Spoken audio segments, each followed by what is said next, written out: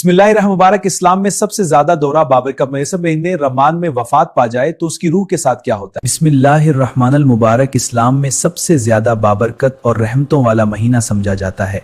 ये वो मुकद्दस महीना है जिसमें अल्लाह ताला के जहन्नुम के दान को बंद कर दिया जाता है।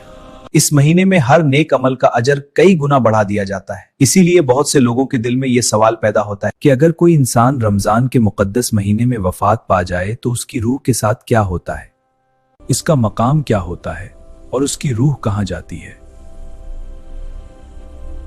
इस सवाल को समझने के लिए सबसे पहले हमें मौत के बाद के मराहिल को समझना होगा।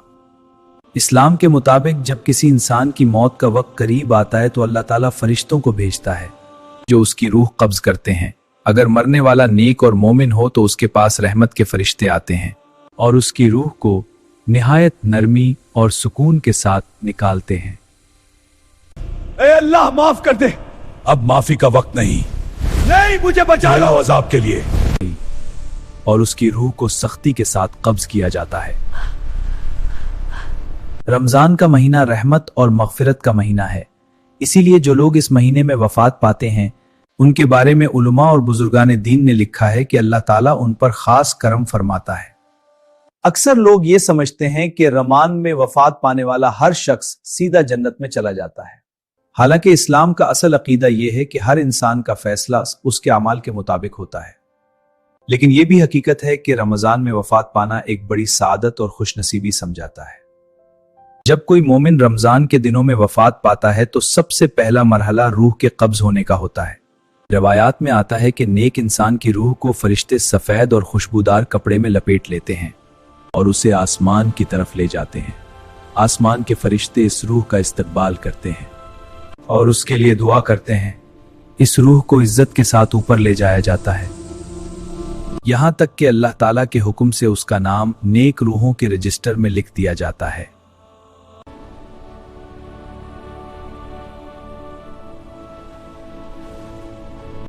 कब्र दरअसल इंसान की आखिरत का पहला मरहला है। इसीलिए नबी करीम सल्लल्लाहु अलैहि वसल्लम ने फरमाया कि कब्र या तो जन्नत के बागों में से एक बाग होती है या जहन्नम के गढ़ों में से एक गढ़ा। जब किसी मोमिन को कब्र में रखा जाता है तो अल्लाह ताला उसके लिए कब्र को कुशादा और रोशन कर देता है। रमजान में वफात पाने वाले मोमिन के बारे में बुजुर्गान दीन ने लिखा है कि अल्लाह उसे खुसूसी रहमत अता फरमाता है कि उसकी कब्र में भी रहमत और सुकून का माहौल होता है, क्योंकि रमजान का महीना खुद मगफिरत और बरकत का जरिया है। बहुत से लोग इस बात की तरफ इशारा करते हैं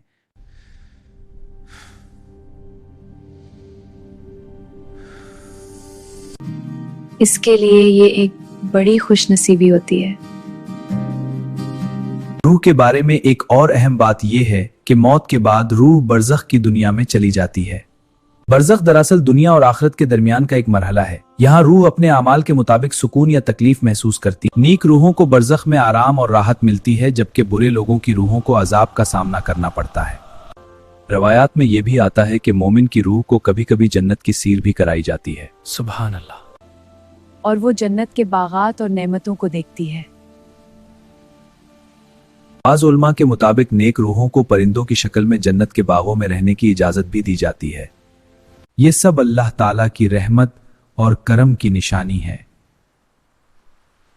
रमजान में वफात पाने वालों के बारे में एक और मशहूर बात यह भी कही जाती है कि इन्हें कब्र के अजाब से हिफाजत मिल जाती है। गरचे इस बारे में उलमा की मुख्तलिफ आरा मौजूद है, लेकिन ज्यादातर उलमा यही कहते हैं कि असल फैसला इंसान के अमाल पर होता है। अगर कोई शख्स नीक और परहेजगार था तो रमजान में वफात पाना उसके लिए मजीद बरकत और रहमत का सबब बन जाता है।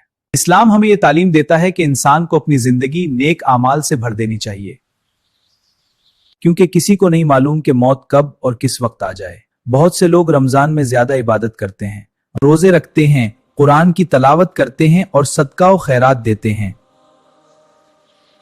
ये सब अमाल इंसान के लिए आखिरत में रोशनी का सबब बनते हैं। रमजान के दिनों में अगर कोई शख्स वफात पा जाए तो लोग अक्सर इसके लिए दुआ करते हैं और कहते हैं अल्लाह उन्हें जन्नत नसीब करे, कि अल्लाह ने उसे अपनी रहमत वाले महीने में बुला लिया। ये बात एक रूहानी तसल्ली का सबब भी बनती है, क्योंकि मोमिन का असल मकसद अल्लाह की रजा और उसकी रहमत हासिल करना होता है।